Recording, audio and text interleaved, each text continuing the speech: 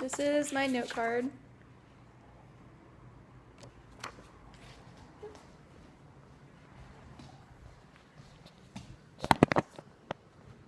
Let's see if we can see everyone.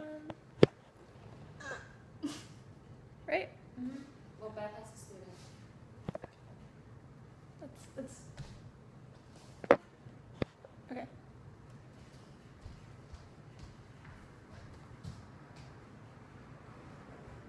So a lot of y'all know that I did color guard because y'all are all high school friends. So this speech that I'm going to demonstrate to y'all today is about the basics of color guard.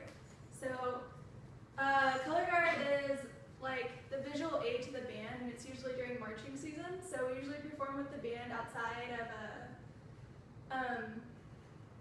of school, and like I'm really excited about it because I haven't actually practiced in 2 years since I did it like the senior year of high school, but it's something I'm really passionate about, and that's why I chose to do the demonstration speech about it. And it's something that is useful to y'all because y'all are all like some of my best friends, and like a lot of y'all don't really know like how much color guard means to me or like what color guard really is, so y'all get to see a piece of me, which is kind of nice if y'all want to know that about me. Yeah, so it's the demonstration I'm doing today, it's how to do something because I'm going to actually demonstrate how to do it and like what you should do as opposed to like what you shouldn't do, you know? And it's not just like telling y'all about it and like pretending that it's like this or that, so it's actually how to do something. Alright, so I'll give you all a little intro about it. It's something a lot of people take for granted. You think that color guard is a little easy because it's the flag. No one, I mean like, you just toss it up in the air and you catch it. It's not that big of a deal. But I mean, it can land in your face.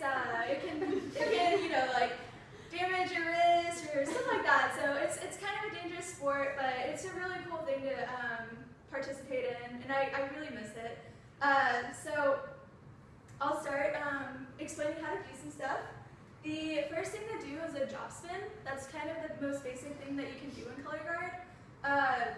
What it basically is you take your right hand, put it on the middle tape of the pole, and you're going to take your left hand and put it at the nub, which is like the bottom end, and then you're going to bring this to your belly button and raise this up, and it should cut the center of your face.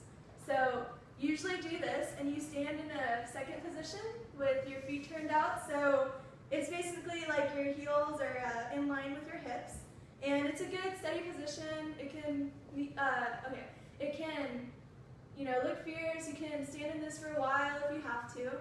But what you do is you bring this down on the count of 1. So 5, 6, 7, 8, 1, and it's going to turn 180 degrees. And then 2, bring it back up. 3, and you keep going. You don't want to have your wrists like that far out, because if you do this, then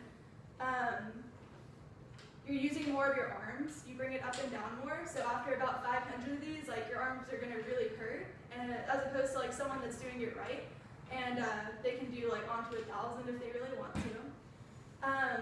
That's drop spins for you guys.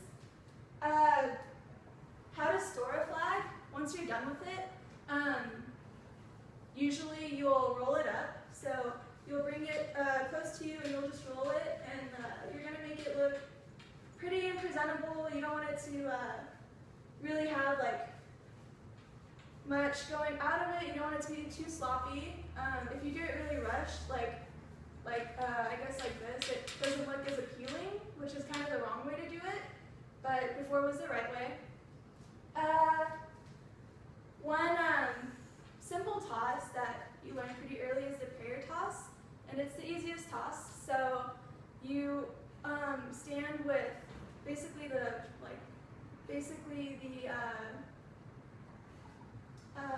drop spin position, but you're going to bring it down to a shoulder and hip angle, and you release it and you catch it. So the right way is to bring this hand down and this hand up and kind of just toss it out, and bring your hand in a prayer position, because that's a prayer toss.